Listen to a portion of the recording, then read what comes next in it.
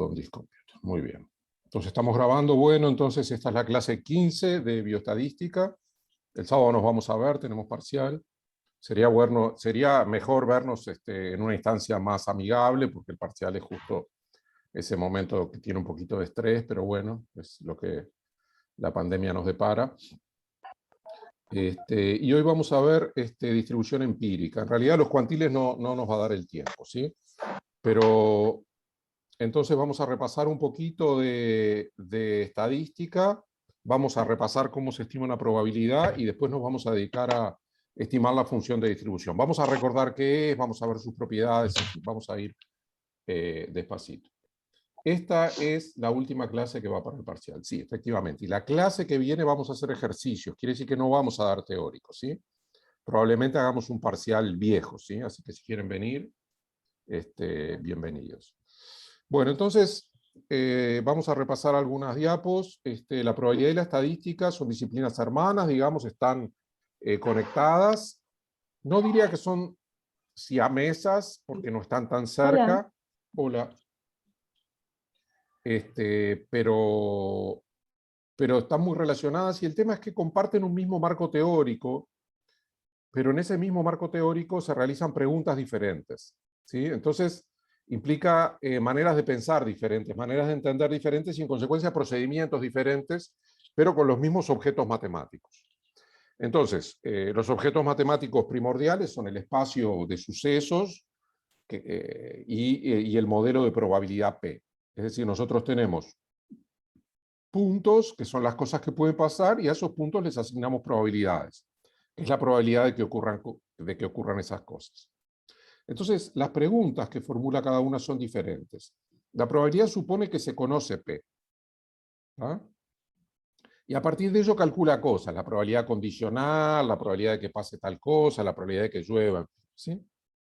La estadística tiene un marco distinto, supone que lo que conoce son realizaciones de un experimento bajo el modelo asumido. Y lo que quiere es determinar el modelo. Se pregunta cuál es el modelo. ¿Está bien? Es decir, se propone la estimación de P. Es decir, la estimación es la determinación de un objeto aproximado al teórico. Y la idea es a partir de los datos hacer alguna construcción matemática, un promedio o alguna otra operación para construir o estimar o adivinar o acercarse o aproximarse a la P.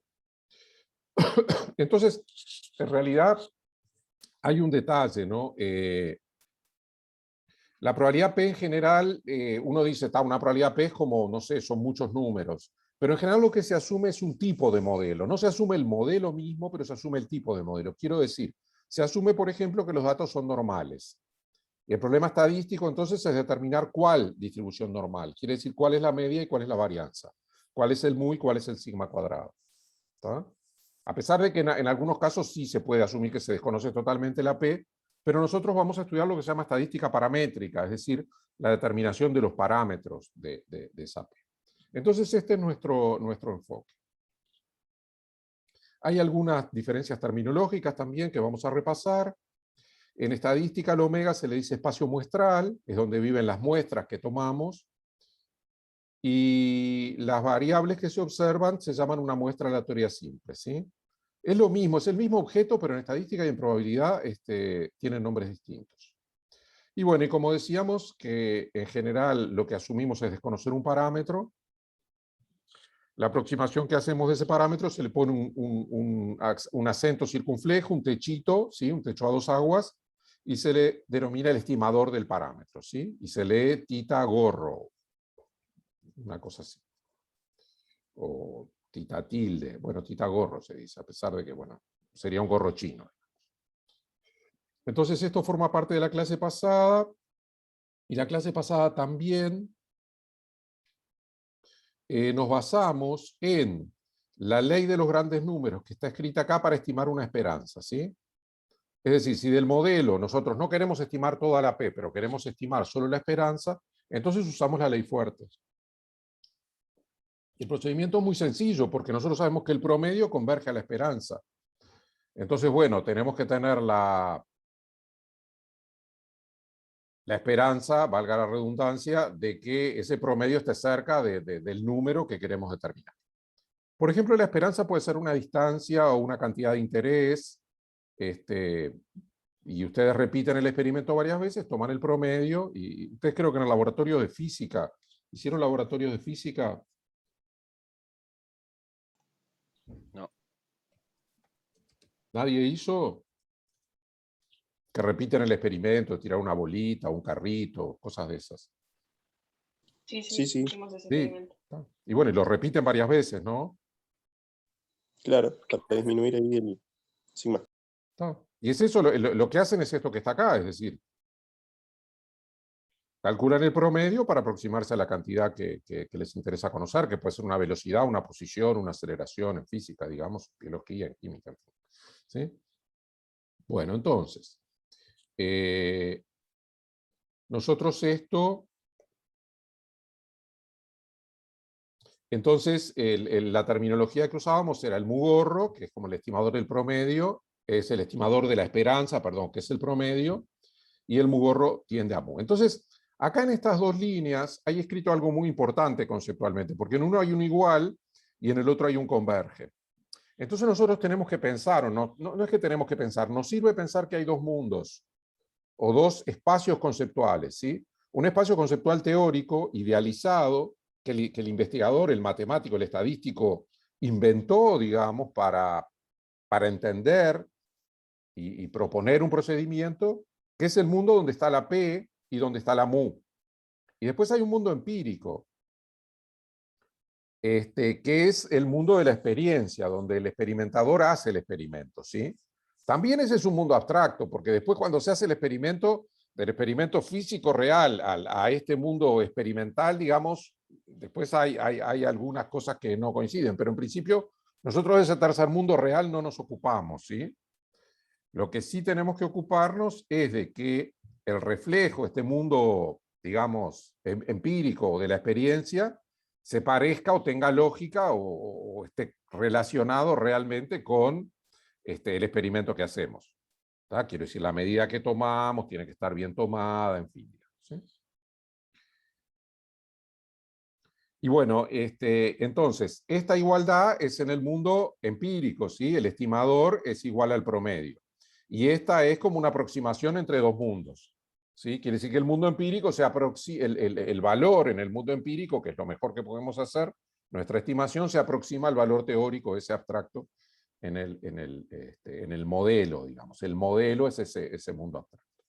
Y esta propiedad se llama consistencia. Entonces, nosotros hoy nos vamos a basar.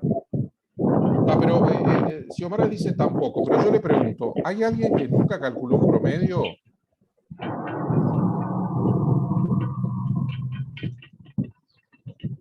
¿Saben que voy a mutear porque alguien tiene...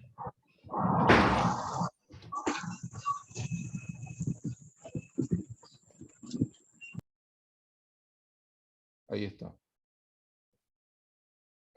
Para hablar tiene que desmutear. Ah, Mauro, ahí está, pero yo ya lo cerré, gracias. No, no hay problema. No, les digo, ¿hay alguien que nunca calculó un promedio? Pueden decirlo, no. O sea, fuera de esta materia, decís, profe. Sí, claro, en la vida. O mejor, vamos a jugar distinto, porque ¿alguien se acuerda de alguna situación en la que haya calculado un promedio y la puede compartir?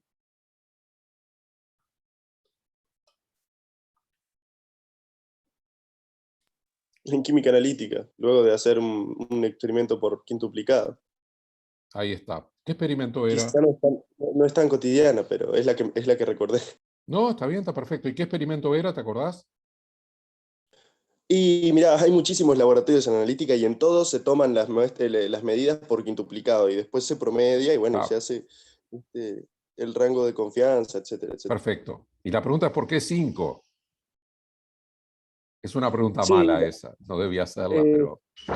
pregunta de parcial de química analítica, pero Ay, ahora lo pierdo. No, pero es que no es fácil responder. Porque en realidad yo te puedo decir, porque 5 es 5, porque para hacer los experimentos se precisan materiales, ¿no? Y hay 20 alumnos, hay grupos, no sé, no se pueden hacer 30. Claro, pero también como que el 5 es un valor consistente, por lo que tengo entendido. No, no es ¿por qué 5 y no 4? En realidad no creo que el limitante solo sean los materiales. Sea material, ahí está. En realidad, la lógica estadística es que cuanto más mejor, porque es una aproximación, digamos. Entonces, incluso nosotros vimos que la varianza va dividida por raíz de n. Entonces, varianza más chica es más precisión en la medición que están haciendo. Pero está bueno, digamos. Pues viste, primero dijiste, bueno, me acuerdo, pero después dijiste, bueno, pero en todos los laboratorios hacíamos promedios. Entonces está como incorporado a la práctica científica. A ver, está bien. Bueno, bien, entonces el promedio es la estimación. Y acá nos va a interesar hoy estimar una P, una probabilidad. Entonces, el modelo de Bernoulli, que tiene dos resultados posibles, éxito y fracaso, éxito con probabilidad P, fracaso con probabilidad 1 menos P, tiene como esperanza el P. Entonces, para estimar una probabilidad, estamos en el modelo de Bernoulli y tenemos que hacer el promedio, pero el promedio de las observaciones. Pero las observaciones son solo 1 o 0. Entonces, en realidad, lo que estamos contando es la cantidad de éxitos. ¿Sí? Esto lo repasamos porque lo vamos a usar en la parte nueva de la clase, a pesar de que ahora estamos en repaso. Entonces, de vuelta, la ley fuerte de los grandes números nos dice que nuestra frecuencia empírica converge a nuestro valor verdadero.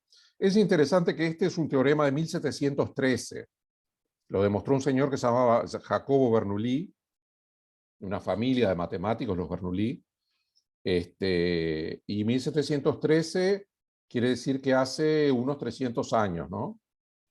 Bastante tiempo, digo. Pero eso es como una pregunta.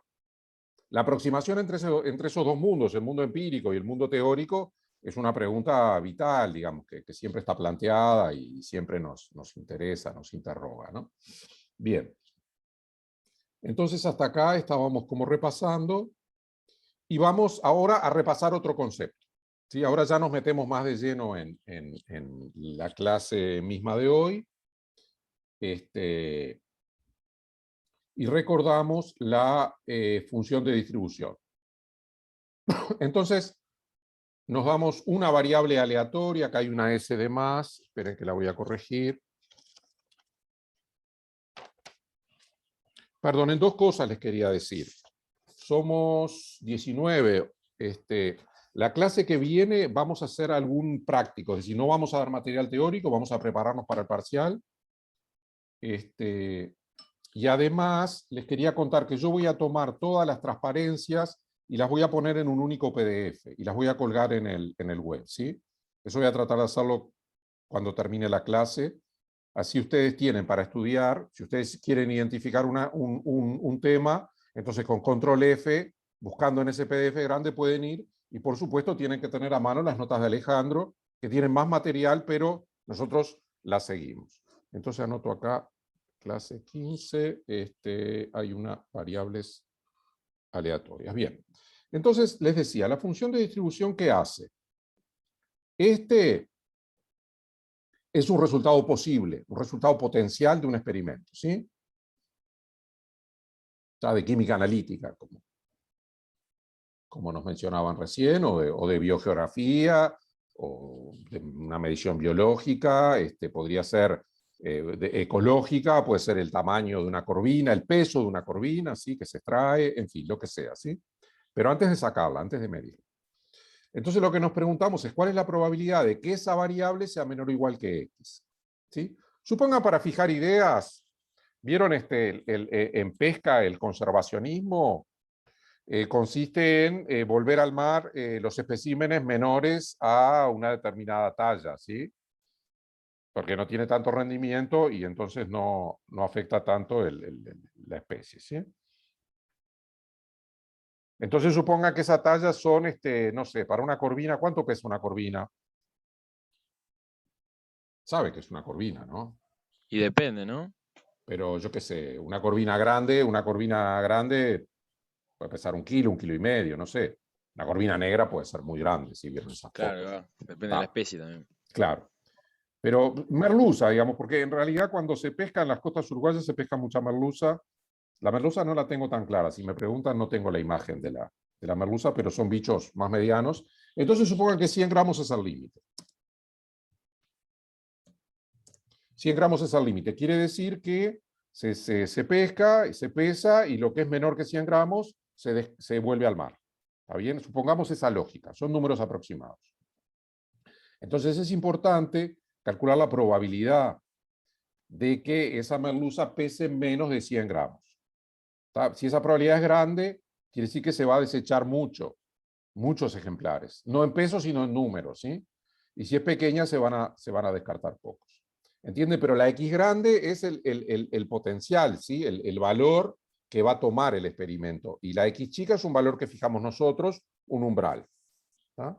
Y eso lo hacemos para todos los umbrales y lo acumulamos en esta función f de x. ¿Sí? F de x que se llama distribución. Entonces lo que nos vamos a encargar hoy es de estimar esta f de x a partir de datos. ¿Sí? Es decir, vamos a suponer que tenemos una muestra aleatoria simple. Si ustedes quieren que pescamos 100 merluzas y de esas 100 tratar de estimar la f, que la desconocemos. ¿Tá? Entonces quería recordar algunos modelos de distribución exponencial. Perdón, dije mal. Algunos modelos de función de distribución. El primero es la distribución exponencial. Entonces, la distribución exponencial, la fórmula que tomaba la función de distribución es 1 menos c a la menos lambda t. 7, 8 kilos, me dice Maceo, se considera merluza. Explícame mejor. ¿Una merluza pesa entre 7 y 8 kilos? No. O sea, si tiene 1 kilo, 1,5 kilos, se considera pescadillo. Si es más grande, si tiene 7, 8 kilos, bueno, eso dice internet, se Está bien, considera merluza. está genial. Y dice que se encontraron ejemplares de hasta 15 kilos. Debe merluza. Entonces es grande. Bueno. Sí, es grandota. Pero yo de comprar en la pescadería son bifes medianos, yo qué sé, no sé. Capaz que Claro, es sí, pescadilla. Entiendo. No sabía, pues la pescadilla se pesca acá en la costa con el medio mundo. ¿No? Bueno, no sé si ustedes no, el medio mundo es ese calderín grandote que se cuelga de una caña, ¿sí? Y se tira ceba para que vengan los peces y ¡fuf! La sacan, ¿sí? Ahí en la Rambla, en Montevideo. Bien. Entonces, en el ejemplo ahí está, tenemos como aportaba Maceo, en el 1,5 kilos hay un límite. Entonces, nos puede interesar la probabilidad de que sea mayor o menor el peso, y bueno, según el peso, el nombre. Bien. Entonces, los modelos teóricos que se asumen para calcular esas probabilidades pueden ser el modelo exponencial, que nosotros lo vimos. Estos son gráficos que ya usamos en clase. La distribución normal. ¿Se acuerdan que acá hay una diferencia? Porque el modelo exponencial era para tiempos, entonces solo aplica o contiene valores positivos. Quiere decir que acá es un 0. Los valores negativos, la probabilidad de que x sea menor que 0 es 0. ¿Tá? Mientras que el modelo normal vive en toda la recta. Quiere decir que si ustedes ponen un x acá, siempre tienen valores positivos para que la probabilidad de que x sea menor o igual que x. Y la distribución uniforme era una línea recta. Entonces, estas son funciones de distribución y lo que vamos a querer es estimarlas. ¿Sí? Entonces, vamos a estudiar algunas propiedades de la función de distribución para entender mejor nuestra estimación. Entonces, la función f, la f de x, es la probabilidad de un suceso. ¿Tá? Es la probabilidad del suceso, de que el experimento sea menor o igual que x. Entonces, como es una probabilidad, es un número entre 0 y 1. ¿Tá? Y esa es nuestra primera propiedad, que es muy sencilla, pero es una propiedad útil que vamos a usar ahora. ¿Tá? La segunda propiedad es que, como los dibujos lo mostraban, es una función creciente. ¿Sí? Si ustedes tienen que una A es menor que B, entonces el suceso x menor o igual que A es más chico que el x menor o igual que B. Y las probabilidades de sucesos más chicos están ordenadas. Es decir, si ustedes tienen un A que está contenido en un B, la probabilidad de A es menor o igual que la probabilidad de B. Entonces, este f de A es menor o igual que este f de B. Acá está explicado con palabras lo que decíamos. Entonces, estas son dos propiedades. No sé si están claras o quieren hacer alguna pregunta.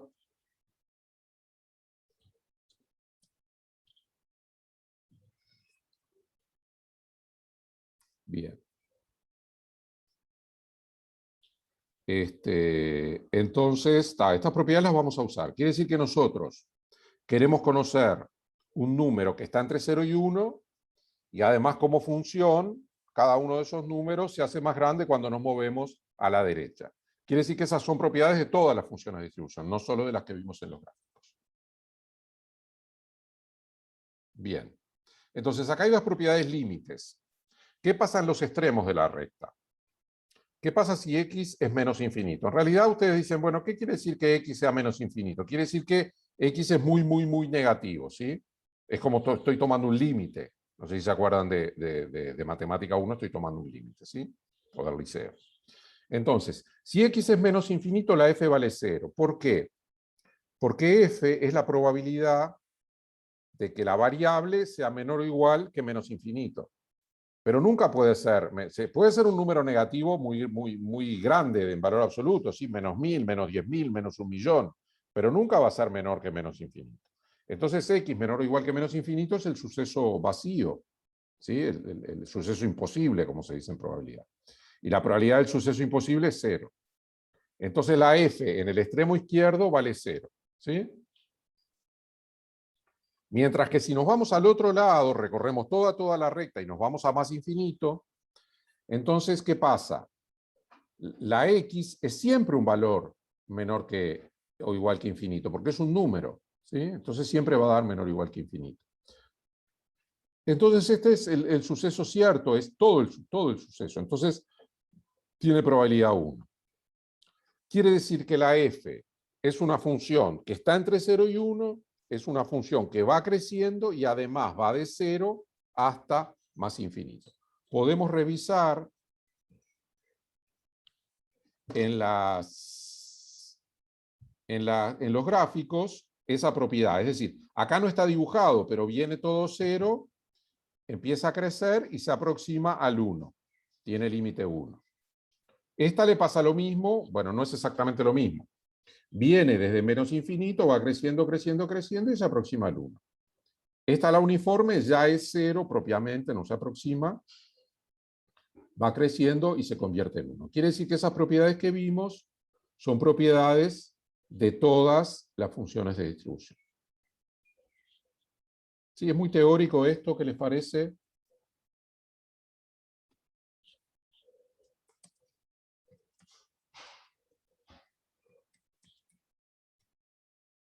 En realidad acá, sí, escucho. No, nada de eso, que para mí está bien, se entiende, digo. Está.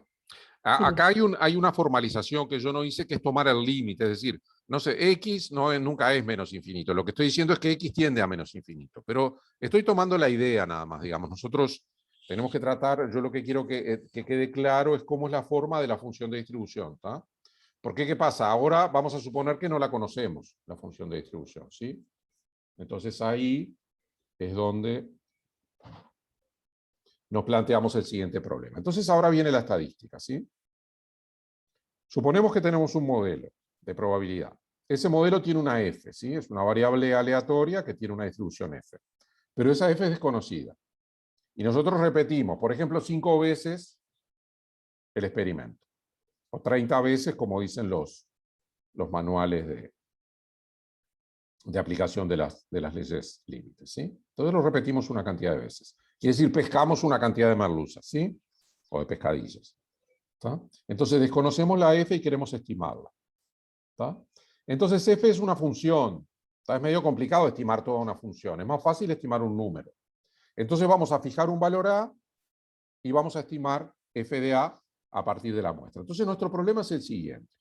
Este es un número, f de a, que está entre 0 y 1, según probamos, y nosotros conocemos estos numeritos. Entonces la pregunta es, ¿qué cálculo hacemos con estos numeritos para tener una aproximación de este f de a?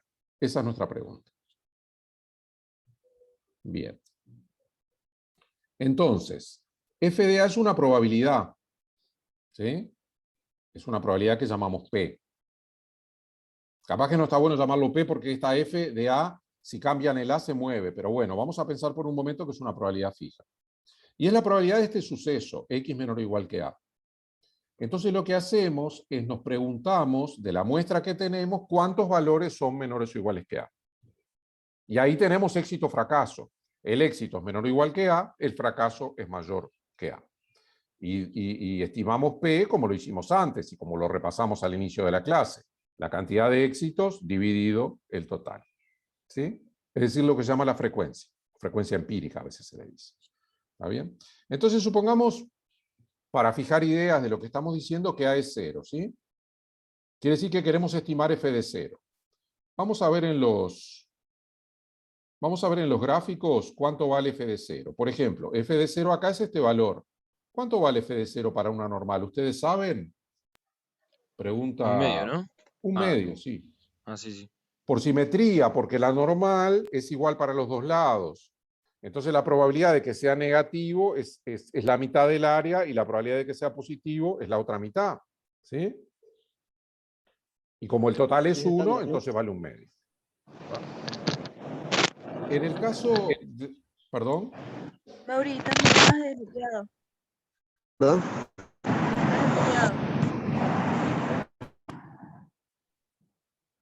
Está, gracias. Yo puedo mutear a todos. Creo que pero no sé, no me escucho.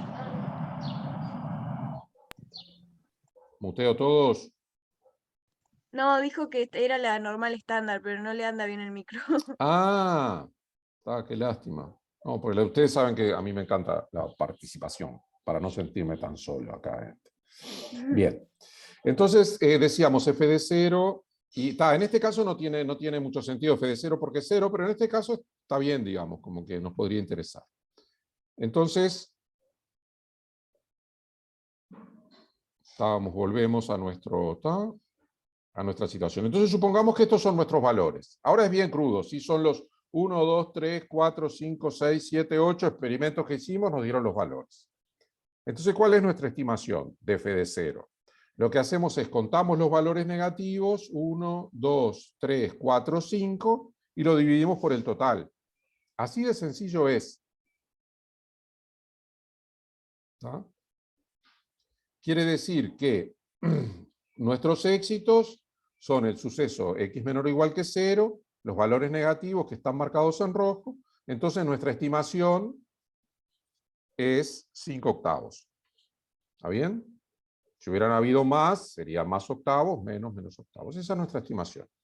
En realidad no sabemos cuál es el verdadero valor. Esa es la mejor aproximación que tenemos. La ley fuerte de los grandes números nos dice que este número se acerca al P teórico.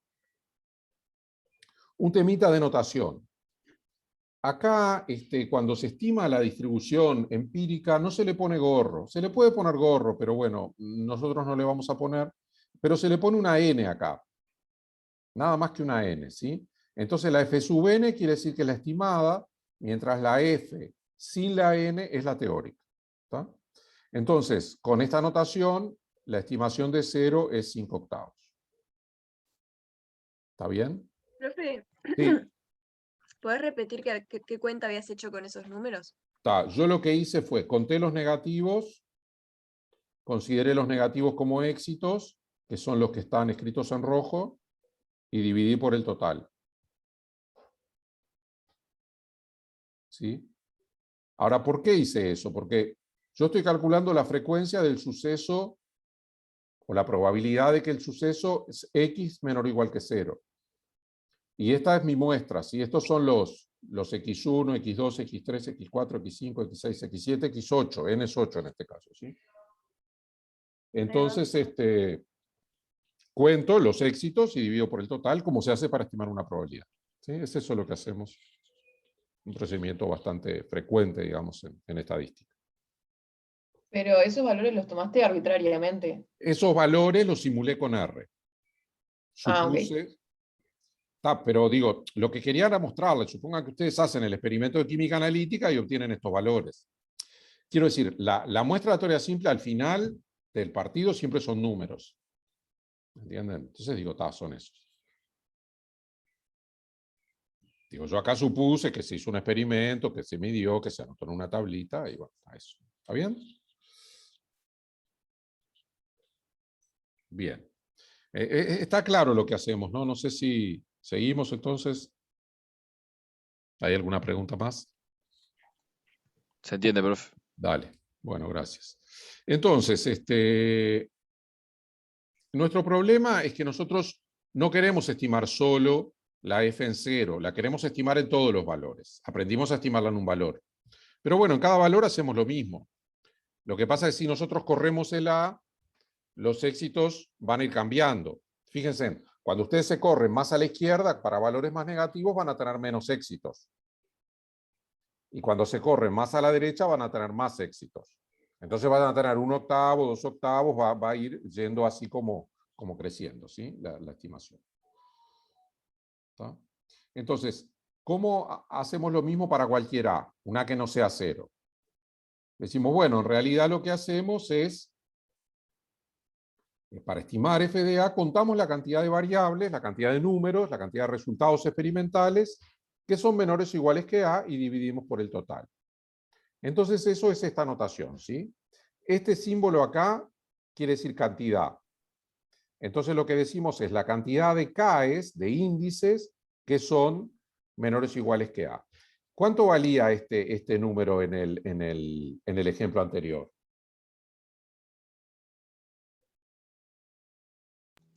8, ¿no? No, el numerador. 5. Claro. Era el 5. Y el n de abajo era el 8. Lo que pasa es que pasa, en ese momento nosotros fijamos el 0 y nos fijamos los valores negativos. Pero ahora queremos que ese valor A se mueva, ¿entienden? Entonces, por ejemplo, vamos a hacer un ejemplo sencillo con 3 datos. ¿Sí? Supongan que estos son los 3 datos experimentales que ustedes obtuvieron de un experimento. ¿Sí? Entonces, ¿qué pasa? Si ustedes miran un A que es más chico que el más chico de los valores, no va a haber ningún éxito. ¿Entienden? Entonces Esperen que me tengo que abrigar, estoy muriendo de frío. Pero esperen, disculpen un momento.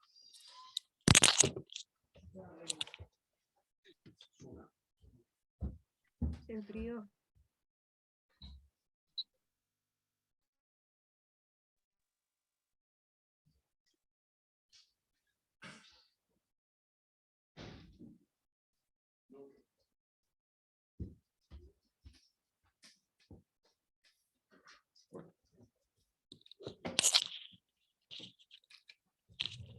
Ya estoy, gracias.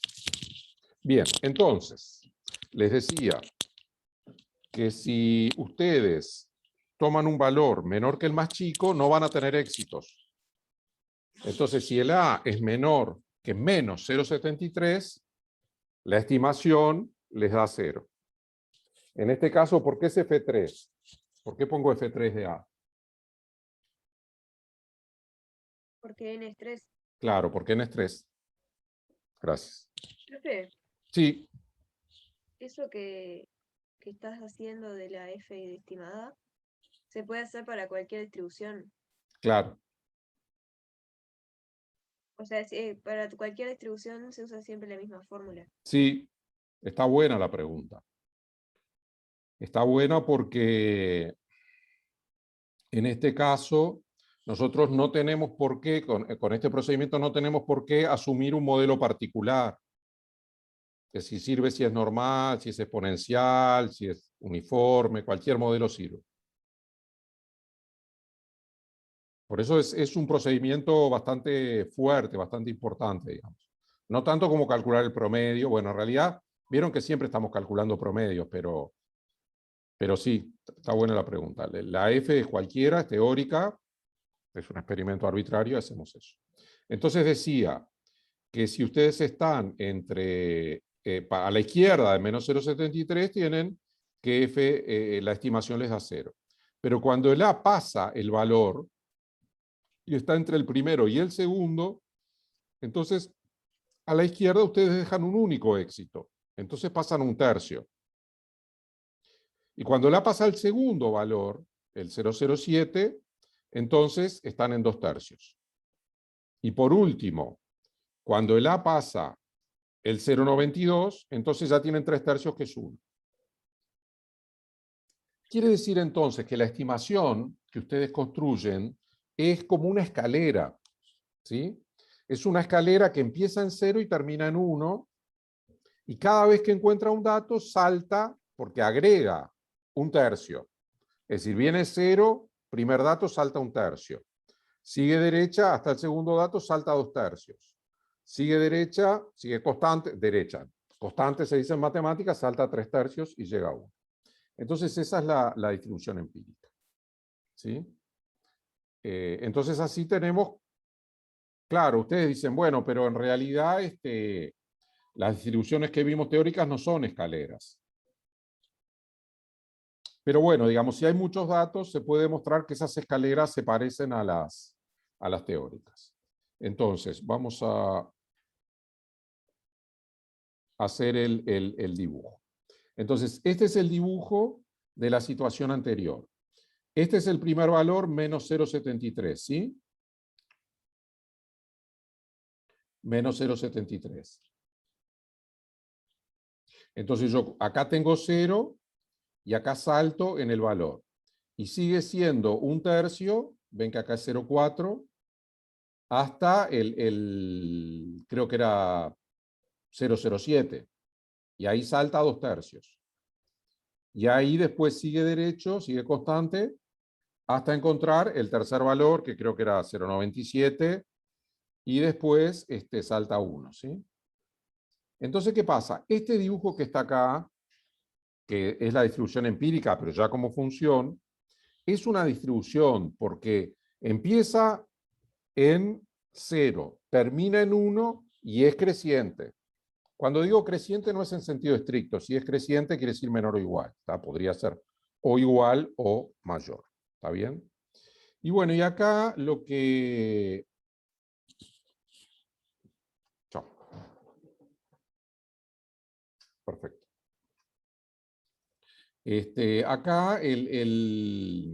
Acá lo que está es el código que produce el gráfico que estamos estimando, ¿sí?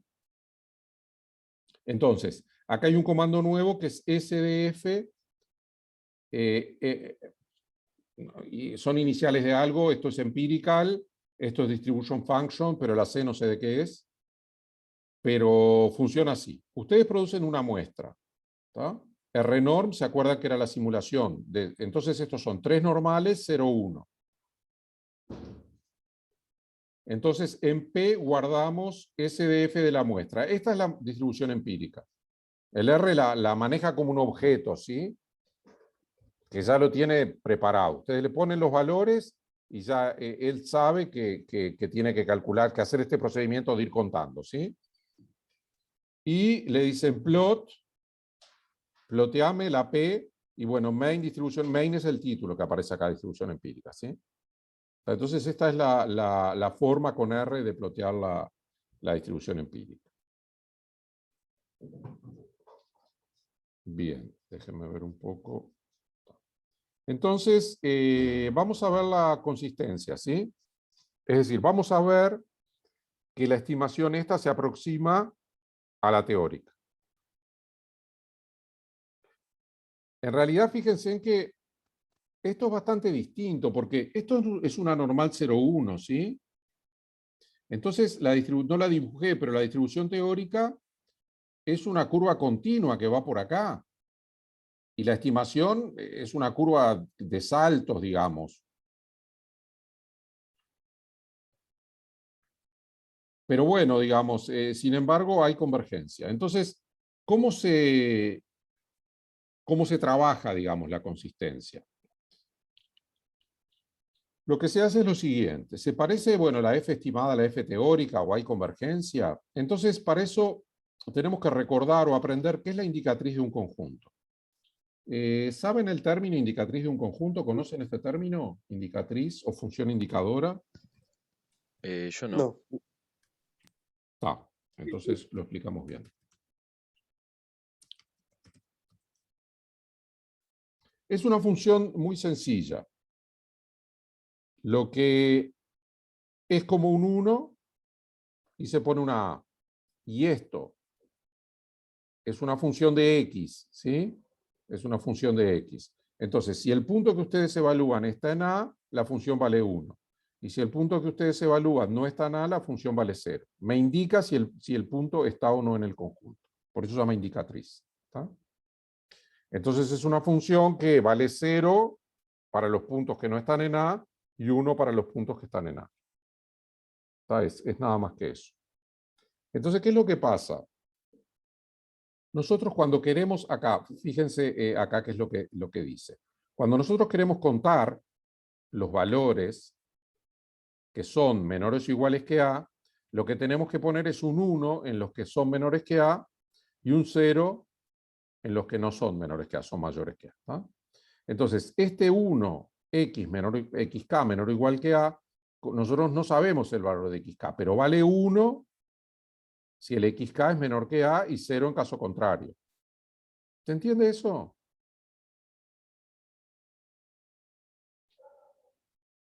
Sí, yo sé que es medio fino, por eso quise detenerme. Pero, a ver, supongan por ejemplo que A es 0, para fijar ideas. Entonces yo me fijo, el primer, K igual 1, ¿sí?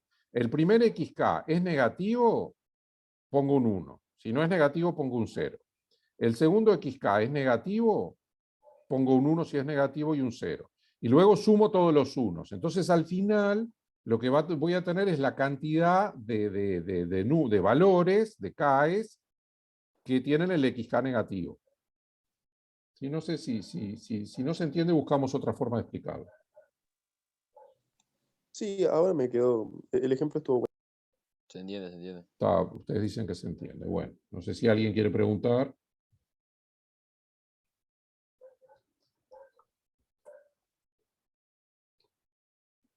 Ahora, ¿por qué lo escribimos nosotros de esta forma?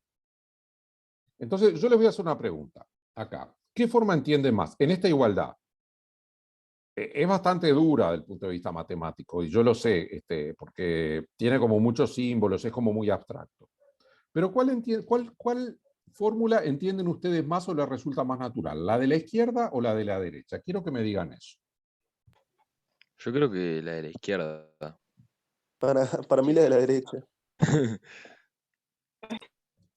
Quiero más opiniones. Sobre todo quiero saber que no están dormidos. Por eso les hago estas preguntas. A la izquierda. La izquierda, la cantidad de valores que son menores o iguales que A. Sí, si a mí me preguntaran, yo creo que la de la izquierda. Porque la otra tiene una sumatoria, las sumatorias son abstractas. ¿Entienden? Pueden pensar que la están desarrollando la sumatoria. Entonces ponen indicatriz de X1 menor o igual que A, más indicatriz de X2 menor o igual que A, más puntos suspensivos, más indicatriz de Xn menor o igual que A. Esa es la sumatoria desarrollada, ¿sí? Entonces ahí ustedes tienen... decime. No, dale, termina y te pregunto después. No, dale. La duda que me quedó acá es, en XK, ¿qué valor tendríamos que poner? ¿Por qué valor tendríamos que sustituir? Y los valores experimentales que ustedes tienen. Okay. Por ejemplo, los tres valores estos.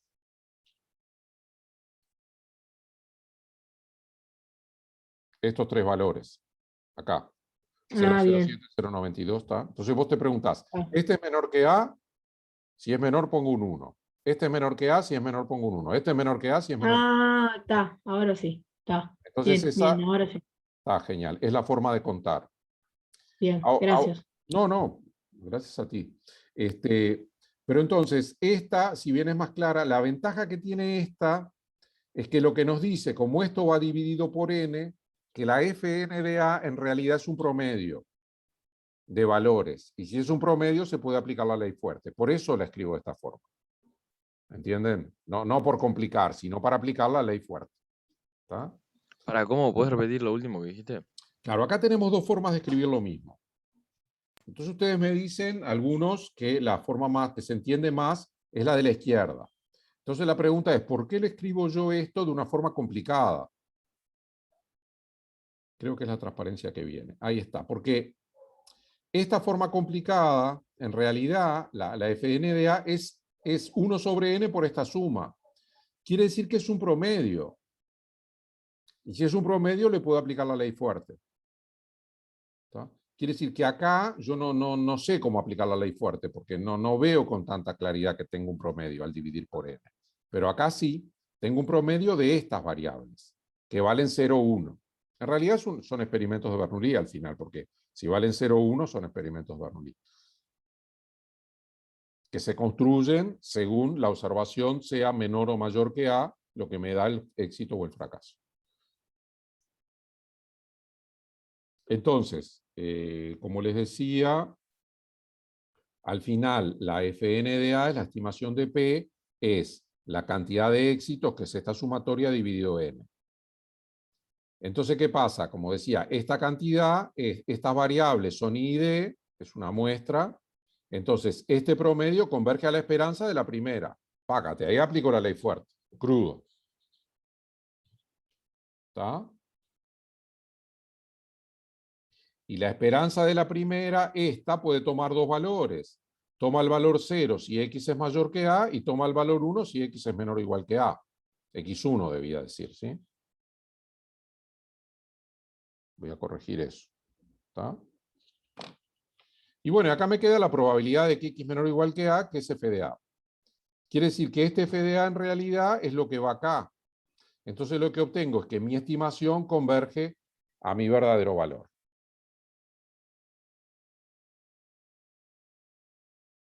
Quiere decir que tengo consistencia.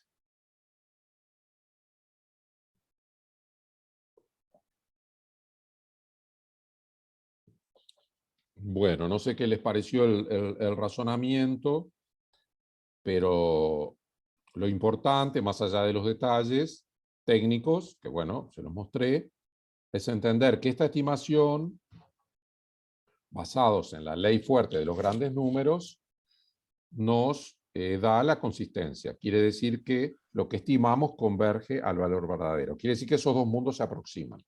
Y se aproximan para todos los AES. No importa, el valor siempre, en cualquier valor que ustedes separen, van a tener convergencia. Profe, Sí. ¿qué parte dijiste que tenías que corregir? Que no entendí bien. No, acá Ah. debí de poner X1.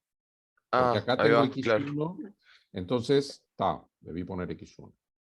Está. Se me olvidó el número. Igual eso que hiciste ahí es el caso particular de este ejercicio que habías puesto antes, ¿no? No te llego a entender. ¿Eso que puse ahí dónde? Eso que dice 0 por P, X mayor a más 1, no sé Sí. qué. Eh, ¿Eso eh, cómo lo hiciste? Esto es lo siguiente. Yo acá tengo la esperanza de una variable, ¿sí? La esperanza de una variable siempre es la suma de los valores que toma por las probabilidades que toma. ¿Se acuerdan? Entonces, esta indicatriz dijimos que toma dos valores, el valor 0 y el valor 1. Y toma el valor 0 cuando X1 es menor que A. Entonces es valor 0 por probabilidad de que valga 0 más valor 1 por probabilidad de que valga 1. Eso es lo que hacemos. Es el mismo cálculo que hacemos cuando calculamos la esperanza de una Bernoulli. A ver si lo escribo algo en el chat. Es 0 por la probabilidad de fracaso más 1 por la probabilidad de éxito. Esperen que pongo el tilde en éxito.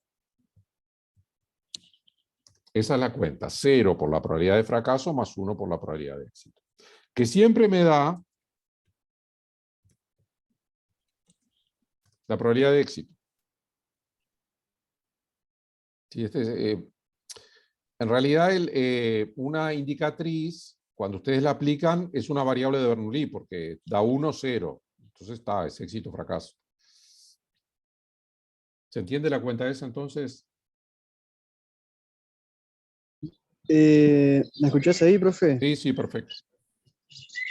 esa X entonces no es continua, pero vos planteás como que todos los X menores que A, como que la probabilidad de eso, o sea, no sé, se parece Ah. como a... ¿Entienden mi duda? Entiendo la pregunta. La X puede ser continua. Lo que pasa es que yo me construyo otra variable a partir de la X, que es la indicadora. Y la indicadora es discreta. Que la Es indicadora decir, sería X, ¿se llama X también? no, la variable es esta, el 1, la variable es esta, será una Y, digamos. Indicatriz de X1, porque este símbolo que está acá toma dos valores, la indicatriz. Claro. Sí, es una construcción delicada. En realidad es así, digamos. Yo tengo el eje real, ¿sí? Entonces ahí tiro un punto. Tiro una variable aleatoria, ¿sí? Un número. Y me planto en el 0, por ejemplo. Y me digo, ¿mi número es menor que 0 o mi número es mayor que 0? Entonces yo construyo otro experimento que me dice si es menor o mayor que 0. Y si es menor que 0, le pongo un 1. Y si es mayor que 0, le pongo un 0. ¿Está? Y ese 0, 1 es el experimento al que yo le calculo la esperanza. Porque ese es el que yo uso acá en el promedio. Es decir, es una variable que se construye a partir de otra. Claro. Por eso es delicado, pero está bien la pregunta. Y Sí. ponés como que definís tu 0 justo en el medio donde, como para la izquierda te quedan los éxitos y para la derecha los fracasos. Claro, pongo, es decir, yo tengo acá, debería dibujar, pero no puedo. Yo pongo acá una recta y fijo un valor. Y si el valor me cae a la izquierda, pongo un 1. Y si me cae a la derecha, pongo un 0. Entonces, hay una variable continua atrás que me construye el experimento, pero el experimento que yo estoy mirando tiene como resultado 0 o 1. Y eso lo hago para cada una de las variables. Ese experimento que yo decía es esta indicatriz. Sencillamente porque la indicatriz es 1 cuando estoy en A y 0 cuando no estoy en A. Es decir, 1 cuando es negativo y 0 cuando es positivo. Entonces este A se construye con la variable. Es este. ¿Sí? ¿Y la esperanza entonces qué te estaría dando? ¿La probabilidad del éxito? Claro, la esperanza me da la probabilidad del éxito por esta cuenta. Ahí va. Es como un armado de puzzle, ¿no? Es decir, hay una cantidad de piecitas chiquitas. ¿Les gustan los puzzles a ustedes? Si tiene más de 1000 piezas, sí, profe. Ah, ustedes. Yo tengo una sobrina que armaba puzzles y cuando se aburría los armaba de espalda. ¿Entienden? ¿Se imaginan eso? Sin mirarlo, Claro, digamos. sin ver el dibujo. Eso ¿Y ya le es quedaba un... bien o más o menos? Ella me contaba, yo no los vi, pero es un grado de fanatismo ya extremo. Claro, no, pues incluso los puzzles más, como más pro, digamos, no encastra cualquier ficha con cualquiera. No, ninguna. Creo que nunca, la idea es que nunca Claro, solo con la que corresponde. claro. No, y lo que está bueno es, vieron, no sé, yo miro y igual hago fuerza, ¿no? A lo bruto, hasta que me Hasta que convence. quede. Rompe toda la ficha. Claro. No.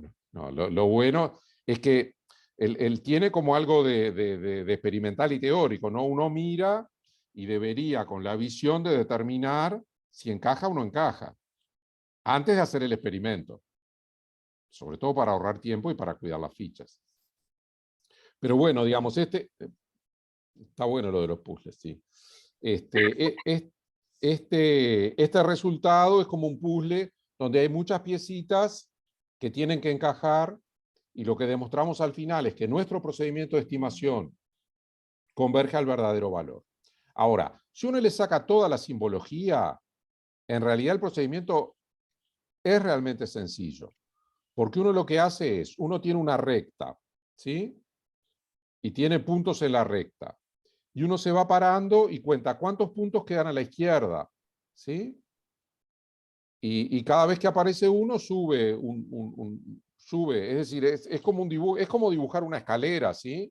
Ustedes vienen de cero, cuando aparece un punto, saltan 1 sobre n, saltan 1 sobre n, saltan 1 sobre n, un tercio, un cuarto, la cantidad de datos que sea, y al final, cuando recorrieron todos los puntos, terminan en 1. Y esa escalera se aproxima a la distribución teórica. Es lo que se llama la distribución empírica. Y en realidad es muy útil esto porque ustedes con la distribución empírica es como que tuvieran todas las probabilidades. Las tienen aproximadas, pero quieren calcular probabilidad de cualquier suceso y ustedes desconocen la teórica, pero si tienen la empírica lo pueden calcular con la empírica. Les va a dar aproximado. ¿Está bien? Bien, entonces... Profe, te oigo. ¿viste en la parte en la que estabas graficando en R? La parte Sí, 2 diapos atrás. volvemos. Esta. Ahí vos pusiste R norm porque querías hacer una normal, pero lo podés hacer con cualquier distribución, la aproximación, Sí. ¿no? Sí, ahora cuando terminemos la exposición vamos a ir a leer un poquito, que tenemos tiempo. Y vamos a hacerlo. Entonces, esta es la teoría. La repito para que quede claro, lo repito por enésima vez. Nosotros tenemos niveles en el curso, ¿sí? Nosotros tratamos de, y entre ustedes hay estudiantes de muchas carreras que tienen como distintas necesidades. Entonces el curso tiene niveles. Este nivel teórico no es el nivel de evaluación. El nivel de evaluación es el nivel práctico, ¿sí? Pero de todas formas, digamos, nosotros creemos que explicar las cosas ayuda a entender y les ayuda a hacer mejor el práctico, ¿sí? Lo que quiero decir es que ustedes estos procedimientos no van a tener que aprenderlos para repetirlos, ¿sí? Entonces, un ejemplo un poquito más rico es con, este está sacado creo que con 50 datos, y es una distribución normal. Entonces, lo azul es la escalerita, y lo rojo es la distribución teórica. Y acá se ve que se aproxima, ¿sí? Está hecho con el mismo comando. Entonces, algunas observaciones acá. Estos son normales 0,1. Yo saqué 50 datos. Como les decía, no hay ningún dato menor que 3 ni mayor que 3. ¿Sí? Incluso el dato más grande acá es menor que 2. Eso se debe al azar, ¿no? Digamos, en cada experimento los resultados son distintos. ¿Está? Y lo que sube entonces en cada escalón es un 50avo. ¿Está? Acá sube están tan cerca acá los datos que ni se ve la rayita, ¿sí? Porque es muy gordo el punto, porque el R lo dibuja así. ¿Está? Pero entonces la distribución empírica es la azul y se aproxima a la distribución teórica que es la roja. ¿Está bien? Está, y esa es nuestra última transparencia. Entonces no sé si tienen alguna pregunta del desarrollo, si no vamos al R a ver cómo se producen estos gráficos que tenemos un código para estudiar.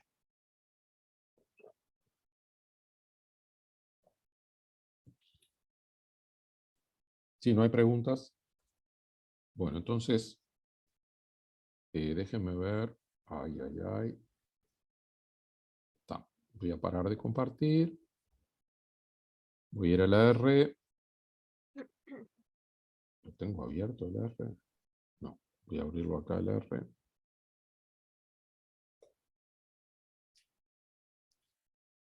Estoy abriendo mi sesión de RStudio. Voy a volver al Zoom. Voy a compartir el R, la pantalla del R. ¿Dónde está? Acá está el RStudio. Ahí está. Entonces espero que me dice lo que los participantes pueden ver la aplicación. ¿Es cierto eso? Sí. Sí, estamos bien. Fenómeno. Está. Vamos a agrandar un poquito. A ver. Ahí está. Excelente.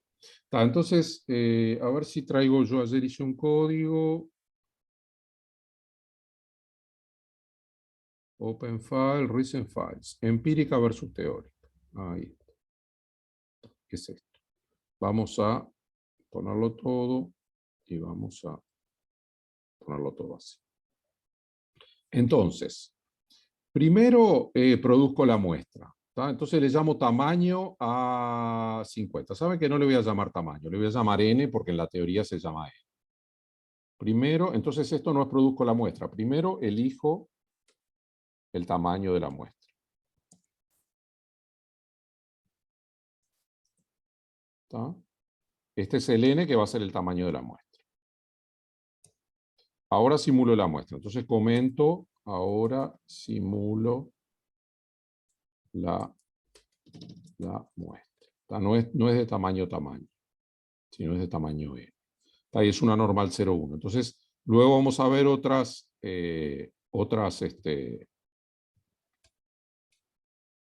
ahora guardo en empírica, le voy a cambiar el nombre, o distribución empírica, o a ver, FN, vamos a llamarle FN, para acordarnos. FN, vamos a llamarle a SDF de muestra, ¿sí? SDF es lo que yo les decía, es el comando de esto acá, es el comando de R que me hace la empírica a partir de la muestra, ¿sí? Por ejemplo, tenemos 50 datos, corremos, tenemos nuestra muestra y acá tenemos FN. Entonces, a ver, ¿qué objeto es FN? FN es empirical CDF. La C viene de cumulativa, acumulada, ¿sí? Cumulativa. ¿Está? Y acá me da la muestra. Entonces, si yo hago FN, a ver si... Ahí está. ¿Ven que es una función?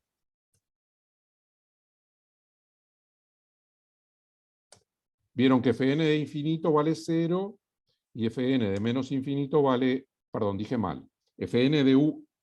Dije mal. Fn de infinito vale 1 y Fn de menos infinito vale 0, ¿sí? Acá estoy probando la Fn.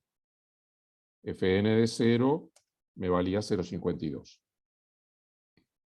Bien. Entonces, ahora lo que hago es la grafico, esta función.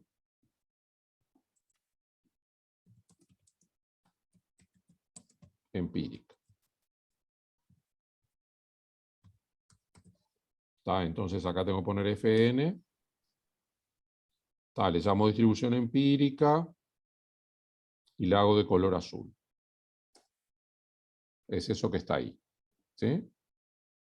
Y ahora lo que hago es superpongo la gráfica teórica. Entonces, la distribución teórica es p-norm. ¿Está? Entonces, la superpongo. Déjenme ver. ¿Está? Y la superpongo ahí. Y así produjimos el gráfico que, esperen que vamos a verlo más grande. El gráfico que les mostré. ¿Está bien? Entonces siempre la empírica está cerca de la teórica. ¿Se dan cuenta que, se acuerdan que en el que vimos en la clase, en las diapos, estaban más por arriba? Quiere decir que los valores dieron como más chicos. Siempre igual los 50 valores dieron entre -3 y 3. Bueno, no, en realidad, disculpen, acá hay una cosa que hice yo que voy a sacarlo. Esto yo le puse que tenga límites entre -3 y 3. Y vamos a ponerle otro color solo para jugar. Violeta. Ahí está, violeta. Y le ponemos la curva. ¿Está? ¿Preguntas? ¿Siempre te quedan sigmoides estas? Claro, porque acá yo pongo normales, datos normales. Entonces la escalera sigue a la sigmoide. Sigmoide le llamas a esa curva que sube. ¿Sí? Sí, sí. Ahí va. Claro, sí. ¿Cómo dijiste eso de la normal? Yo lo que estamos hablando de la normal, Eva. Los datos que yo simulo son normales. Entonces me quedan naturalmente con la forma de la normal. Lo que vamos a probar es ahora más datos, a ver qué pasa. ¿Sí? 500 datos y muestra. Claro, fíjense acá la potencia que tiene la simulación, porque ustedes me decían, bueno, en química analítica hago 5 experimentos. Está bien, pongamos 5. Vamos a hacerlo con 5, que es ilustrativo también. ¿Sí? Ahí están los 5 datos y acá está la curva. Ahí no se aproxima mucho, ven como que el violeta saben que no me gustó. ¿Qué color favorito? ¿Alguien tiene color favorito? ¿Azul o verde? Verde. A ver, qué verde. Lo que pasa es que el verde en la computadora es muy claro. Vamos a ponerle dark. Creo que así lo toma. Ahí está, me gusta más. Entonces vieron que acá con 5 datos no ajusta mucho. Pero lo que decía la potencia de la computación, ustedes van al laboratorio de química analítica y repiten 5 veces el experimento. Pero supongan que ustedes quieren repetirlo 50 veces. Entonces tienen que estar, yo qué sé, tienen que trabajar como, no sé, 10 horas más o 5 horas más y reactivos y lo que sea. Y acá nosotros agarramos y ponemos un 0. Y eso es todo lo que nos cuesta. El tiempo que demora, ni nos damos cuenta que demora más tiempo, ¿sí? Está claro que una cosa no sustituye a la otra. Esto no es un experimento de química analítica, eso no cabe duda. Ni estamos saliendo al mar a recoger merluzas. Pero de todas formas, el procesamiento estadístico de datos, nosotros en la computadora lo podemos anticipar, hacer antes y hacernos una idea de qué es lo que vamos a encontrar. Bien, entonces le decía, vamos a poner más datos ahora. 500, un poco para ver. Ven ahí, ya es perfecto el ajuste, ¿sí? ¿Sí? Se ve eso, ¿no? Propongan Se ve. alguna otra distribución para cambiar la muestra. Acá. Exponencial, puede ser. Exponencial. Exponencial. Entonces la exponencial tiene un solo parámetro. Sí, el parámetro lambda. Entonces le ponemos parámetro 1 y vamos a empezar con 5 valores. Muestra, fn, plot. No, pero ven, acá, ¿qué pasa? Le tiré la p-norm. Acá tengo que poner p-exp. Ahí está. En realidad quedó la p-norm, la voy a sacar. Para eso ploteo de vuelta los datos, me da la empírica. ¿Se acuerdan que la exponencial siempre es positiva? Entonces empieza en 0 y acá tengo la teórica. Vamos a poner más datos.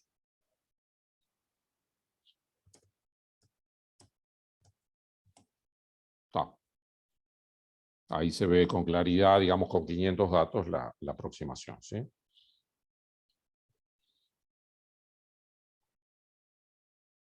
Bueno, vamos a hacer ahora una uniforme. Y estamos terminando, no sé si vamos a hacer una uniforme. Vamos a hacer una uniforme yo qué sé, en 10, 15, para variar un poco. Entonces, 5 datos en 10, 15. Y acá tengo que poner punif.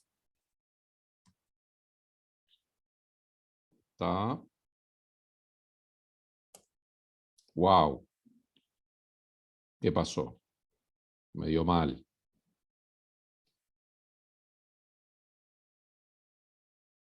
¿Alguien sabe por qué dio mal?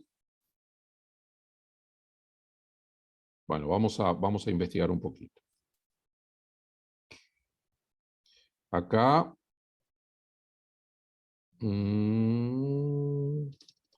Vamos a graficar.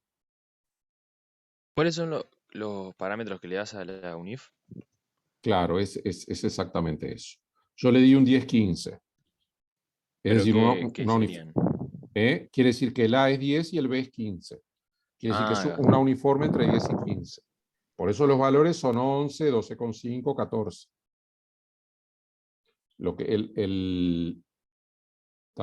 quiero mostrarles esto. Supongan que yo acá hago el gráfico más grande. Es decir, yo le puedo decir a la máquina entre qué valores quiero ver mi gráfico. Entonces supongan que lo quiero ver entre 0 y 15. Lo veo ahí. Ahora, entre 0 y 15, ¿qué pasa? Todos los datos están entre 10 y 15. Y mi teórica está cerca de 0. El problema es que yo a esta no le di los parámetros. ¿Entienden? Y si uno no le da los parámetros, asume por defecto la uniforme que es 0, 1. Entonces por eso me dibujó eso. ¿Se entiende lo que pasó? Claro, ahora Claro. debería empezar a subir a partir de 10. Claro. La teórica también. Claro, de la teórica. A ver, esperen que Opa. hice. Creo que hay que poner una X. Ahora. Está bueno, ahora quedaron dibujadas las dos. Esperen que vamos a plotear de vuelta. Está. En realidad, ahora no tengo por qué dibujar entre 0 y 15, porque yo quería mostrar eso, pero en realidad, si lo hago bien, me la muestra entre 10 y 15, entre 10 y 15. En realidad, vieron que no hay datos. La máquina mira sus datos y decide en qué intervalo mostrarlo. Entonces, capaz que yo debería de ponerle que los límites de la X, xlim igual C de 10, 15, para una coma. Entonces grafico eso y ahora grafico eso. Ahí está. O capaz que un poquito más. Vamos a ponerle 9, 16. Está. Y bueno, como son pocos datos, no ajusta mucho, pero como siempre, vamos a poner más datos. Yo que sé, 100 datos. Está. Ahí ya da bastante ajustado. ¿Está? Entonces, en realidad, vemos en el R la consistencia que estudiamos con esas indicatrices, esa ley fuerte que aplicamos. Y bueno, entonces con esto estaríamos terminando la clase. No sé si quieren hacer alguna pregunta, tanto del R como de la parte teórica.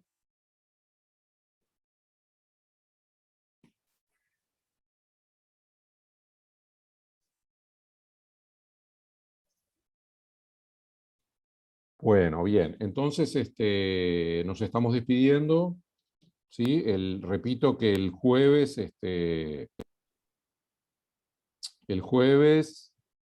vamos a hacer ejercicios, algún tipo de ejercicios parecidos al parcial.